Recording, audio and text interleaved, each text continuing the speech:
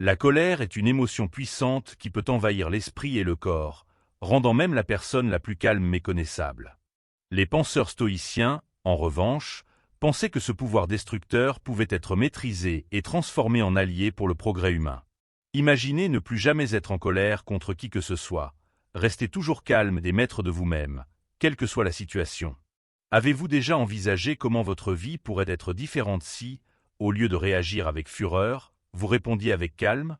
Et si une technique existait pour gérer les personnes et les événements irritants tout en maintenant la paix intérieure? Le stoïcisme, une philosophie ancienne, nous dit que nous ne sommes pas captifs de nos émotions et que nous pouvons trouver la paix même au milieu des défis les plus graves. Examinons maintenant les 10 enseignements stoïciens qui vous aideront à gérer la colère et à améliorer votre capacité à rester calme dans n'importe quelle situation. Voulez-vous apprendre à transformer des émotions puissantes comme la colère en une source de calme et de maîtrise de soi? Alors, abonnez-vous à la chaîne et rejoignez-nous sur ce chemin d'amélioration personnelle grâce à la philosophie stoïcienne. 1. Ne prends rien personnellement. L'un des principes fondamentaux du stoïcisme est d'éviter de prendre les choses personnellement. Selon Épictète, ce ne sont pas les événements eux-mêmes qui nous troublent, mais l'interprétation que nous leur donnons. Cela indique que la plupart du temps, le comportement des autres leur appartient, pas à vous. Si quelqu'un vous critique ou tente de vous provoquer, c'est plus un reflet des peurs, des frustrations et des limites de cette personne que de votre valeur. Quand vous apprenez à ne pas intérioriser les opinions des autres, vous obtenez une indépendance émotionnelle que rien ne peut ébranler. Imaginez ne pas être affecté par les actions des autres. Quand vous arrêtez de tout prendre personnellement, vous réalisez que vous avez le pouvoir sur vos réactions et que la paix intérieure dépend entièrement de vous. 2. Le pouvoir de l'équanimité. La deuxième leçon stoïcienne pour faire face à la colère est de développer l'équanimité, la capacité à rester calme face à l'adversité. Marc Aurèle a remarqué dans ses méditations: tu as pouvoir sur ton esprit, non sur les événements extérieurs. Reconnaissez cela, et vous gagnerez en force. L'équanimité n'implique pas l'apathie, mais plutôt la capacité de faire face aux obstacles de manière calme et sensée. Lorsque quelque chose ou quelqu'un essaie de vous déséquilibrer, rappelez-vous que votre esprit est le champ de bataille ultime, et que vous avez la capacité de choisir comment vous réagissez. En pratique, cela implique de se concentrer sur ce que vous pouvez contrôler, vos actions, décisions et interprétations des circonstances, tout en laissant aller ce que vous ne pouvez pas. 3. Convertir la colère en action positive. Les stoïciens soutenaient que la colère, lorsqu'elle n'est pas maîtrisée, est une force destructrice.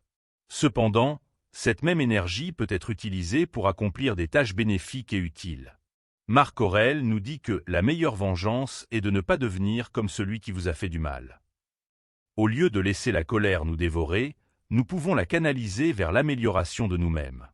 Par exemple, au lieu de vous mettre en colère lorsque quelqu'un vous critique injustement, utilisez cette critique pour vous motiver à faire mieux. Si quelque chose ne va pas au travail, au lieu d'éclater, utilisez votre colère pour trouver une meilleure solution. Considérez un athlète qui transforme l'irritation en volonté de gagner, ou un leader qui a canalisé la colère en action ayant abouti à un changement constructif. La colère, lorsqu'elle est utilisée correctement, peut être un moteur de succès. 4. Pratiquez la pause consciente. La quatrième leçon stoïcienne concerne la pause intentionnelle. Épictète nous rappelle que ce ne sont pas les événements qui nous troublent, mais les jugements que nous en faisons. Quand vous vous sentez en colère, efforcez-vous de clarifier votre esprit avant de réagir. Comment mettre cela en pratique? La prochaine fois que quelqu'un ou quelque chose vous contrarie, ne répondez pas tout de suite. Prenez une profonde inspiration, comptez jusqu'à 5, ou faites un pas en arrière modeste, littéralement ou psychologiquement. Cette pause, aussi brève soit-elle, vous aide à reprendre le contrôle de vos émotions. Pendant la pause, posez-vous des questions de base. Ce scénario vaut-il vraiment toute cette énergie émotionnelle? Si je réagis maintenant, est-ce que je me comporte conformément à mes idéaux ou simplement sous le coup de l'émotion? Cette simple technique de pause et de contemplation peut avoir un impact significatif sur la manière dont vous gérez les situations stressantes et préservez votre calme intérieur. Oui, ce script est écrit de A à Z en utilisant les spécifications que vous avez fournies. Je ne reproduis pas des sections de l'autre script fourni. Au lieu de cela, J'utilise la sagesse stoïcienne comme base et je crée un contenu entièrement nouveau et unique qui est cohérent avec l'idée des 10 enseignements stoïciens sur le fait de ne jamais se mettre en colère. Je vais fournir un travail supplémentaire et passer à la section suivante, en veillant à ce que chaque leçon soit cohérente, approfondie et créative. Veuillez patienter un moment pendant que je travaille sur la section 3 du script. 5. Améliorez votre patience chaque jour. La patience est une vertu stoïque fondamentale. Cependant, contrairement à la croyance populaire, elle ne naît pas spontanément. La patience, comme toute autre capacité, nécessite un entraînement et une cultivation réguliers. Le stoïcisme soutient que maîtriser la patience mène à la tranquillité intérieure. Les stoïciens s'engageaient dans des activités pour améliorer la résilience émotionnelle, comme se préparer intentionnellement à affronter des épreuves et des désagréments. Aujourd'hui, nous pouvons utiliser ces concepts similaires dans notre vie quotidienne. Essayez de pratiquer la patience dans des situations fréquentes. Au lieu de vous fâcher en attendant dans une longue file d'attente, profitez-en pour respirer profondément et vous concentrer sur le moment présent. Attendez 5 minutes avant de répondre à un message agaçant. Pendant ce temps, réfléchissez à la meilleure réponse, celle qui montre le plus fidèlement votre calme et votre logique. Pratiquez l'écoute des individus jusqu'à ce qu'ils aient terminé sans les interrompre, même si vous n'êtes pas d'accord avec eux. Chaque fois que vous pratiquez la patience, vous préparez votre esprit à gérer des problèmes plus importants. La colère et l'irritation sont inefficaces contre un esprit patient.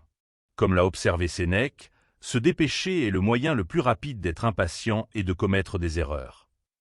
La pratique quotidienne de la patience transforme les obstacles en opportunités de progrès. 6. Contrôlez la haine avant qu'elle ne vous contrôle.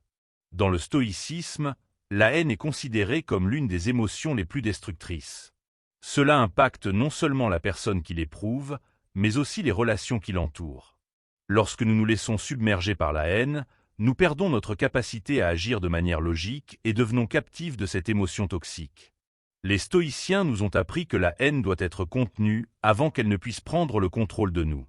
Épictète a déclaré que la véritable force se révèle dans la capacité à ne pas réagir avec colère, même lorsqu'on est provoqué.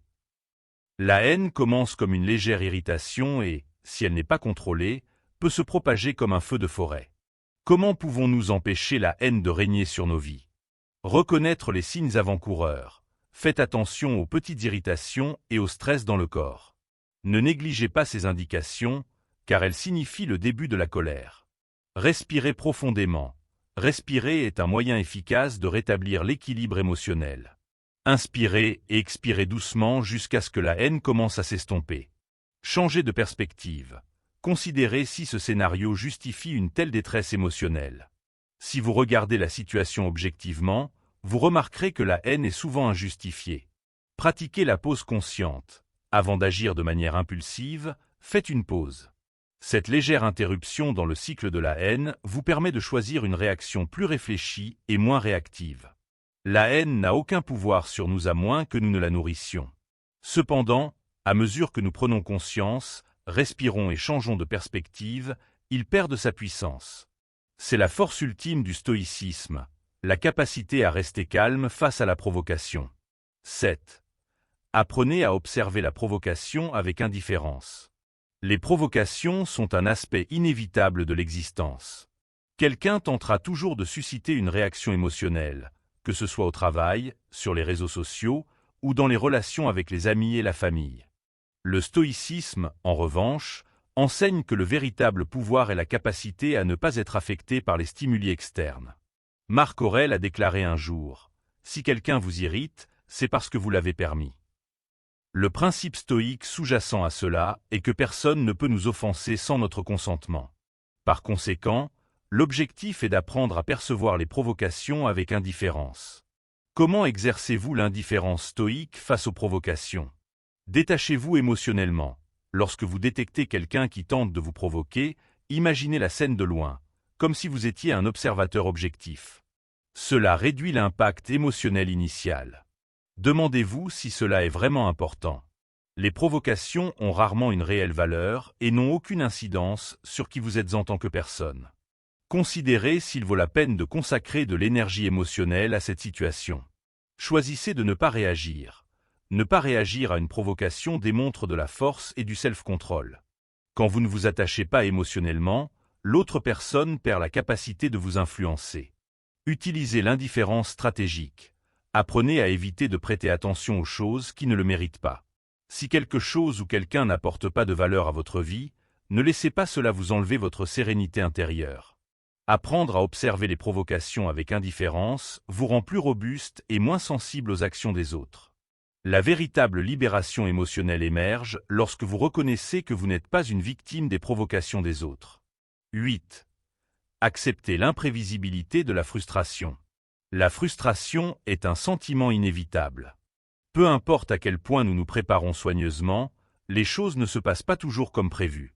Ce n'est qu'à un jour remarqué. La frustration naît du désir de contrôler ce qui n'est pas sous notre contrôle. Le stoïcisme nous enseigne à accepter l'imprévisibilité de l'irritation et à nous concentrer sur ce que nous pouvons réellement gérer. La frustration peut être considérée comme une opportunité de progresser.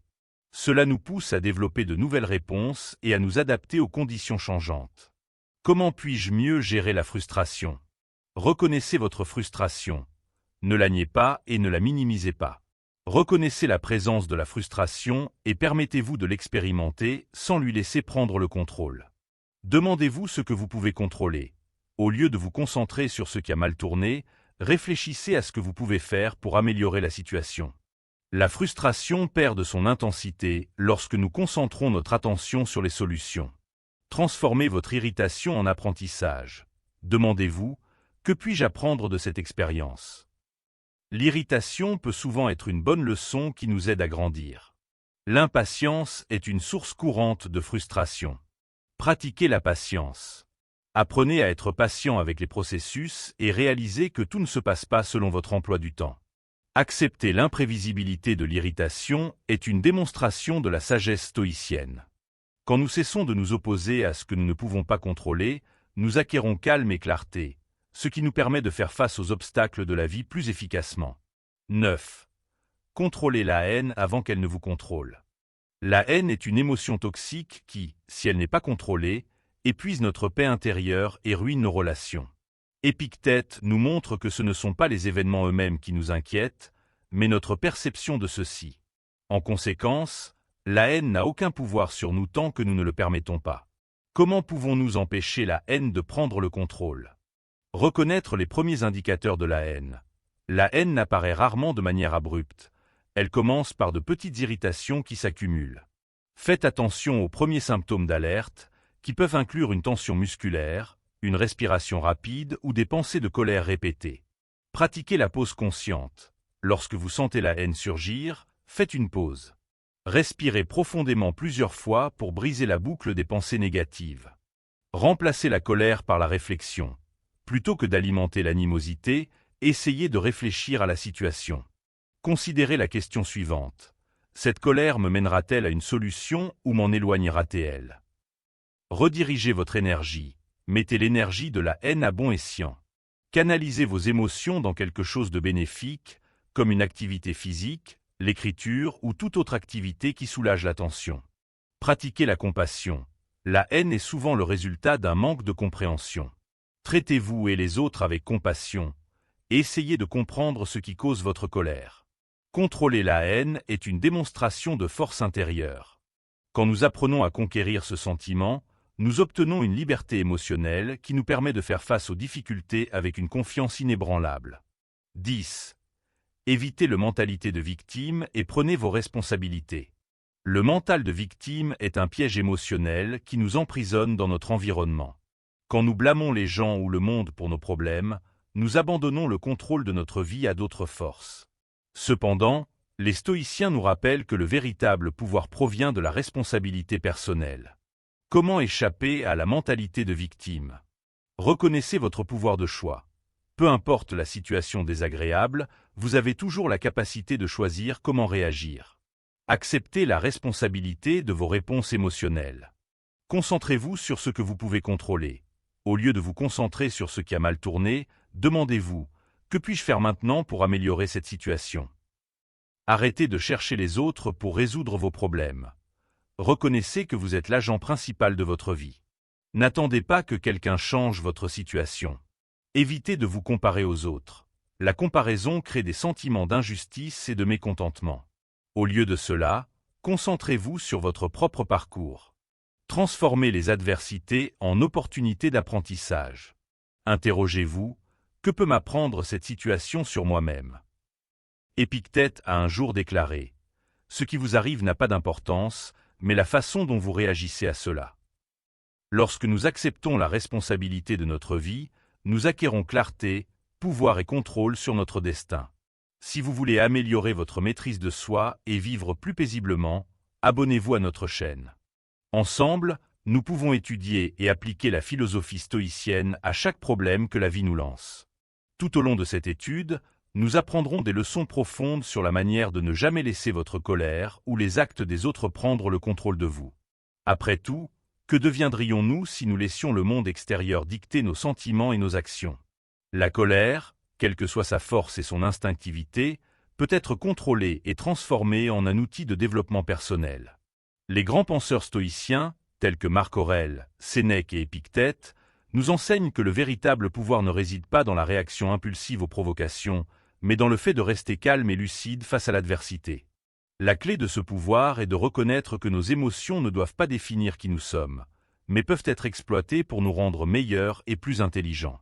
L'une des premières étapes vers ce changement est d'éviter de prendre les choses personnellement. Cela ne signifie pas être indifférent, mais plutôt reconnaître que les actions et les paroles des autres en disent plus sur eux que sur vous. Lorsque vous choisissez de ne pas absorber la négativité des autres, vous développez une barrière interne de paix. Rien d'autre ne peut troubler votre tranquillité à partir de ce moment-là, car tout dépend de vous. Une autre partie importante est de contrôler nos réponses. Peu importe à quel point les conditions externes nous irritent, la décision finale sur la manière de répondre nous appartient toujours. Épictète a dit un jour que ce ne sont pas les événements qui nous troublent, mais plutôt la manière dont nous les interprétons. C'est l'une des vérités les plus importantes que nous puissions emporter avec nous tout au long de notre vie. Contrôler votre interprétation des circonstances vous permet de contrôler vos émotions et donc votre comportement. La patience est essentielle dans cette procédure. Elle ne se développe pas naturellement, mais doit être entretenue régulièrement. Considérez la patience comme un muscle. Plus vous l'utilisez, plus elle devient forte. Cela peut être accompli par de petites tâches quotidiennes, telles que attendre avant de répondre à une provocation ou refuser de réagir de manière impulsive à quelque chose qui vous préoccupe. Cependant, la véritable transformation ne se produit que lorsque nous découvrons un abri intérieur de tranquillité. Marc Aurèle parlait fréquemment de la nécessité d'une forteresse mentale, un endroit en nous qui reste calme même lorsque tout le reste est chaotique. Ce refuge n'a pas besoin d'être un lieu réel, mais plutôt un état d'esprit auquel on peut accéder à tout moment. C'est comme un jardin secret en vous, où le calme et la tranquillité fleurissent indépendamment des conditions extérieures. Une autre caractéristique importante est la capacité à ignorer les provocations. Les gens testent souvent notre patience pour voir jusqu'où ils peuvent nous pousser. La véritable force, cependant, ne vient pas de gagner une argumentation ou de convaincre quelqu'un. C'est en étant inébranlable face à ces provocations, comme un rocher que les vagues de la mer ne peuvent déplacer. Après tout, répondre à une provocation donne du pouvoir à celui qui a provoqué.